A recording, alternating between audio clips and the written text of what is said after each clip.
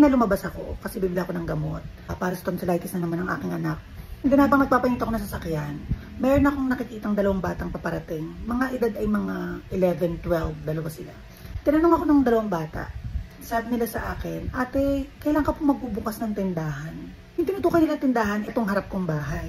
Kasi last year, nung isinara ko yung tindahan ko, gawa nga ng ang mahal ng upahan, nag-decide ako na dito na muna ilagay lahat sa baba. So naka-prepare na siya, tapos bubuksan na lang. So hindi ko siya binuksan ng napakatagal at hindi siya nabuksan. Supposed to be February mabuksan na siya. Imagine niyo to ha.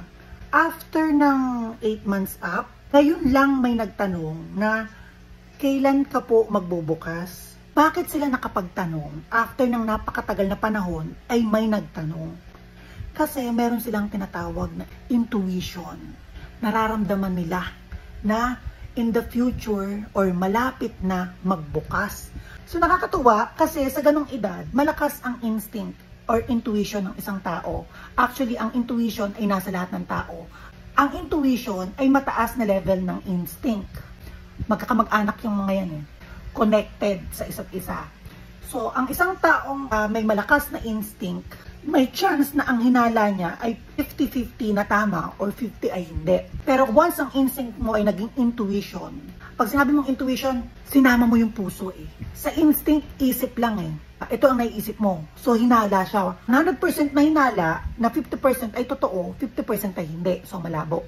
Sa intuition, nasa 80% ay malakas ang chance na totoo. Kasi gumamit ng puso, naramdaman. Hindi lamang isip kagaya nun sa instinct. Yung dalawang yan ay magkaunay. Magkaiba lang ng level. Pero kapag mataas ang intuition mo, ibig sabihin, kaya mong makapredict through dreams or kahit hindi sa panaginip. So kapag mataas ang level ng instinct mo na pwedeng maging intuition, nangangahulugan na ikaw ay palapanaginipin.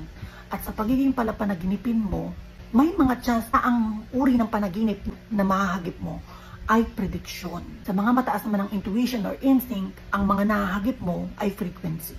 Kung ikaw ay palapanaginipin, huwag kang matakot. Nangangahulugan lang na mataas ang intuition mo, which is good for the mind. Hidden ability.